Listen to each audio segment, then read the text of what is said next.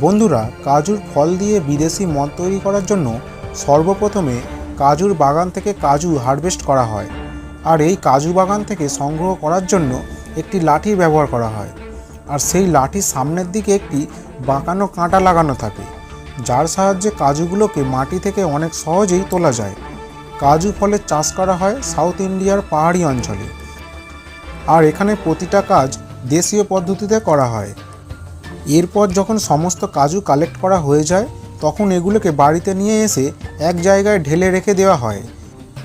মদ তৈরি করার জন্য শুধুমাত্র কাজুর ওপরের অংশ ব্যবহার করা হয়, আর কাজুগুলোকে হাত দিয়ে ছাড়িয়ে একটা বালতিতে ভর্তি করে রাখা হয়।